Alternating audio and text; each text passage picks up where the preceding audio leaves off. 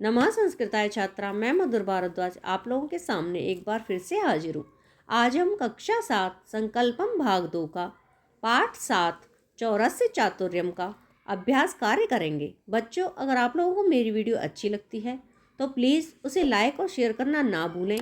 Channel पर नए हैं तो चैनल को सब्सक्राइब कर लीजिए और बेल आइकन को ज़रूर प्रेस कर लें ताकि आपको आने वाली वीडियोज़ का नोटिफिकेशन मिलता रहे। आइए शुरू करते हैं अभ्यास कार्य। प्रश्न नंबर 1 है, एक पदेन उत्तरत, एक पद में उत्तर लिखिए। पहला है, कहा अतीव बुद्धिमान अस्ति, कौन बहुत बुद्धिमान है। उत्तर है चौरः, चोर। कहा प्रथमा विभक्ति एक वचन पुल्लिंग है, चौरः भी प्रथमा विभक्ति एक वचन पुल्लिंग है। जिस विभक्ति जिस वचन में प्रश्न पूछा जाएगा उसी विभक्ति उसी वचन में उत्तर आएगा। दूसरा है, चौरः कस्मात् निर्गच्छति, चोर कहाँ से निकलता है। उत्तर है द्वारात। कस्मात् पंचमी विभक्ति एक वचन, द्वारात भी पंचमी विभक्ति एक वचन। तीसरा है, धनिकः चौरम कुत्र नयति, धनी चोर को कहाँ लाता है। उत्तर आएगा राज समीपम, राजा के पास लाता है। चौथा है, द्वारपालौ चौरम किम अकुरुतम, दोनों द्वारपालों ने चोर का क्या किया। उत्तर आएगा काराबद्धम, उसको कारावास में डाला। पांचवा है, मंचे सर्वे कुत्र उपविशन्ति, मंच पर सभी कहाँ बैठते हैं। उत्तर है यथा स्थानम, अपनी जगह पर। छठवां है, राजपुरोहित कस्याः फलम अखादत, राजपुरोहित ने किसके फल खाए। उत्तर आएगा पूजायाः। प्रश्न नंबर 2 है, उत्तर पुस्तिकायां पूर्ण वाक्येन उत्तरत, उत्तर पुस्तिका में पूर्ण वाक्य में उत्तर लिखिए। पहला है, यदा चौरः वस्तूनि गृहीत्वा निर्गच्छति तदा द्वितीय द्वारपालः किं वदति, जब चोर वस्तुओं को लेकर के निकलता है तब दूसरा द्वारपाल क्या कहता है।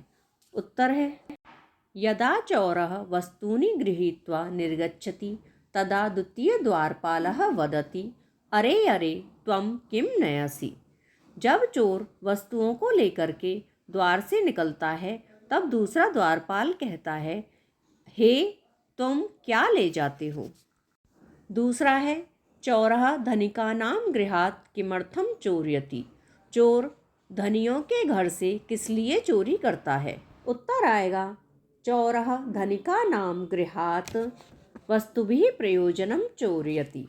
प्रश्न नंबर 3 है, राजा चौरस्य कृते व्यंग्येन किं वदति, राजा चोर के लिए व्यंग से क्या कहता है। उत्तर आएगा राजा चौरस्य कृते व्यंग्येन वदति सत्यवादी चौरः मरणात् पूर्वं मिथ्या वदति, राजा चोर से व्यंग से कहता है कि सत्यवादी चोर मरने से पहले झूठ बोलता है।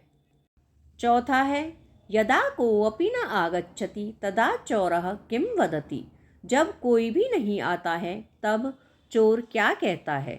उत्तर आएगा यदा कोऽपि न आगच्छति तदा चौरः वदति, देव यदि अत्र उपस्थिताः सर्वे चौराः एव सन्ति तर्हि केवलम् एकस्मै मृत्युदण्डः किमर्थं दीयते, यतोहि सः सत्यं वदति।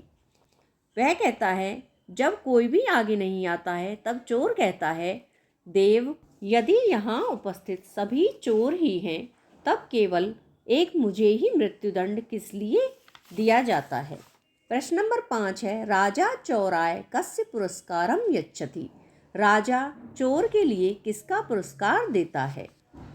उत्तर है, राजा चौराय सत्यभाषणस्य पुरस्कारम यच्छति, राजा चोर के लिए सत्य भाषण का पुरस्कार देता है। प्रश्न नंबर 3 है, स्थूल पदानि आधृत्य प्रश्न निर्माणम कुरुत, स्थूल पदों के आधार पर प्रश्न निर्माण कीजिए। पहला है, चौरः धनिकस्य गृहे चौर्यं कर्तुं गच्छति, चोर धनी के घर में चोरी करने के लिए जाता है।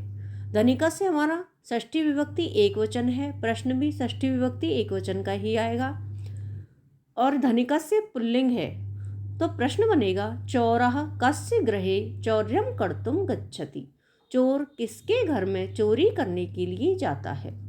दूसरा है, धनिकः प्रभाते उत्थाय गृहं पश्यति, धनी सुबह उठ करके घर को देखता है। प्रश्न बनेगा धनिकः कदा उत्थाय गृहं पश्यति। धनी कब उठ करके घर को देखता है। तीसरा है राजा मंत्रिणा सह आगच्छति। राजा मंत्रियों के साथ आता है। प्रश्न बनेगा कः मंत्रिणा सह आगच्छति। कौन मंत्रियों के साथ आता है। अगला है भवान एव एकम बीजम वप्स्यति। आप ही एक बीज बो। इसका बनेगा भवान एव एकम किम वप्स्यति। आप ही एक क्या बोगे।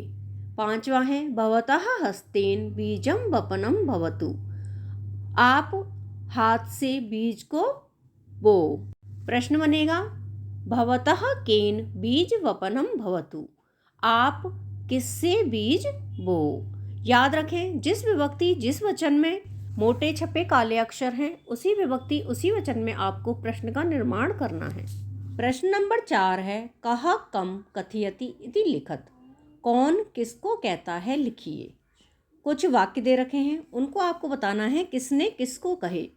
पहला है अरे अरे त्वम किम नयसि। अरे अरे तुम क्या ले जाते हो। ये किसने कहा था। द्वितीय द्वारपाल ने कहा था चोर से। तो द्वितीय द्वारपालः और चौरम। दूसरा है रे तस्कर किम तुम चौर्यम करोसि। अरे चोर क्या तुम चोरी करते हो। ये बात कही थी राजा ने चोर से। राजा चौरम। तीसरा है कारावासः मृत्युदंडः वा। कारावास अथवा मृत्युदंड। ये बात चोर ने कही थी राजा से तो ये आएगा चौरः राजा। चौथा है इमं काराबद्धम कुरुतम। इसको जेल में डालो या इसको काराबद्ध करो। ये बात कही थी राजा ने द्वारपालों से। राजा द्वारपालो। पांचवा है का सा विद्या। वह क्या विद्या है। ये बात मंत्री ने कही थी चोर से तो मंत्री चौरम। छठवां है नहीं नहीं अहमपि न शक्नोमि। नहीं नहीं मैं भी नहीं कर सकता हूँ।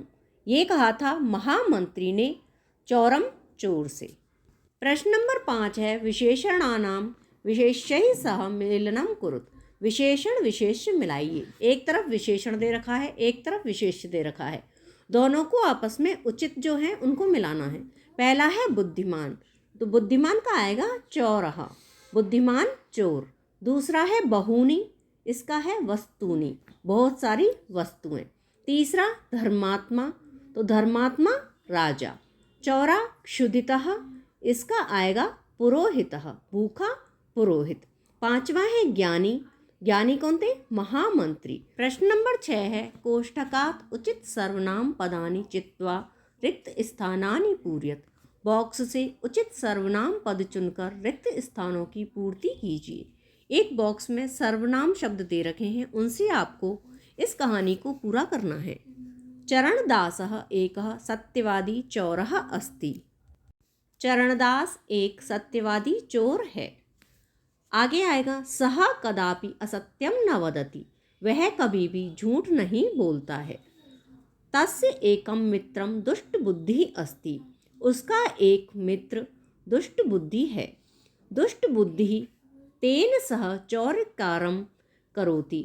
दुष्ट बुद्धि उसके साथ चोरी का काम करता है। एकदा दुष्ट बुद्धि तम वदति। एक बार दुष्ट बुद्धि उससे बोलता है मित्र अद्य रात्रौ धनिकस्य गृहे चौर्यं कुर्वः। मित्र आज रात को धनी के घर चोरी करें। तस्मिन् गृहे बहूनि वस्तूनि सन्ति। उसके घर में बहुत सारी वस्तुएं हैं। परंतु भयम अपि अस्ति लेकिन डर भी है। तस्मात् गृहात् बहिः द्वौ रक्षकौ स्तः। उसके घर के बाहर 2 द्वारपाल हैं। चरणदासः वदति। चरणदास कहता है चिंता मा कुरु चिंता मत करो। अहम तव सहायकः अस्मि। मैं तुम्हारा सहायक हूँ। रात्रौ यदा चौर्यं कर्तुं गच्छतः। रात में जब चोरी करने के लिए गए तदा रक्षकौ दुष्ट बुद्धि गृहीतौ।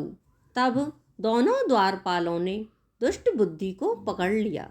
न्यायाधीशः तस्मै मृत्युदंडम यच्छति। न्यायाधीश ने उसको मृत्युदंड देता है।